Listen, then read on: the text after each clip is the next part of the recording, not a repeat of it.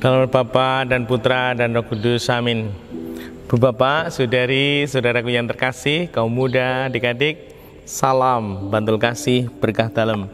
Kembali kita berjumpa dalam renungan harian hari ini Kamis 22 April 2021. Kita akan mengambil dari Injil Yohanes bab 6 ayat 44 sampai 51. Di rumah ibadah di Kapernaum, Yesus berkata kepada orang banyak, "Tidak seorang pun dapat datang kepadaku jikalau ia tidak ditarik oleh Bapa yang mengutus aku, dan ia akan kubangkitkan pada akhir zaman. Ada tertulis dalam kitab nabi-nabi, dan mereka semua akan diajar oleh Allah.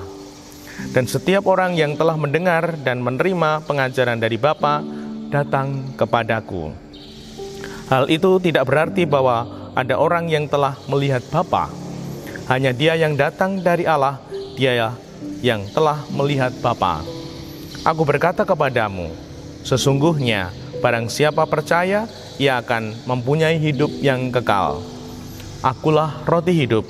Nenek moyangmu telah makan mana di padang gurun, dan mereka telah mati.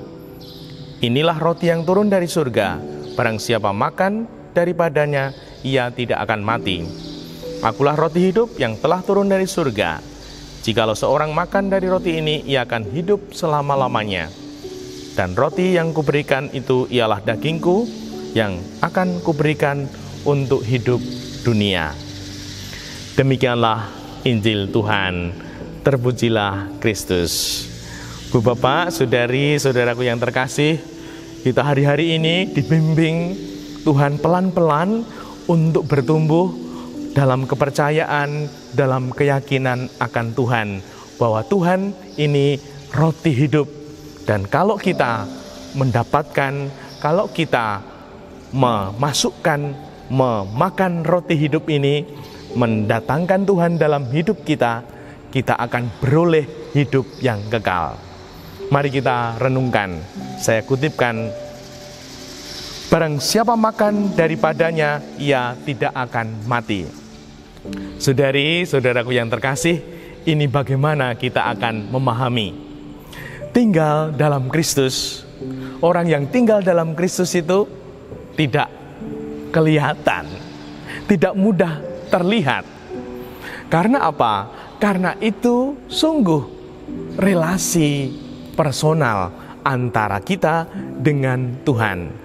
Dan semoga ini menjadi keyakinan kita. Meskipun kita tidak terlihat, namun kita sungguh harus selalu mengupayakan. Karena apa? Karena merawat, memelihara hidup iman kita ini seperti merawat tanaman. Merawat iman seperti merawat tanaman. Kalau kita rutin, kalau kita disiplin untuk menyirami, hidup iman kita juga terpelihara, seger, hijau, dan kuat. Maka dari itu, seperti kita makan, bekerja, tidur, kalau itu disiplin, rajin, dan teratur, hidup kita akan lebih sehat. Nah, kita boleh bertanya, apakah kita sungguh-sungguh teratur, rajin, dan disiplin dalam merawat hidup kita, merawat jasmani dan juga merawat rohani kita, sehingga kita sungguh sehat rohani. Nah, maka mari kita bertanya, apakah rohaniku sehat? Mungkin badanku sekarang sehat. Coba kita bertanya, apakah rohaniku sehat? Kalau kita sering mengeluh, kalau kita sering sambat sebut, kalau sering kita loyo, ragu, khawatir, ada kemungkinan kita tidak sehat secara rohani. Mungkin kita belum rajin, belum disiplin, dan belum teratur di dalam menjaga, merawat hidup rohani.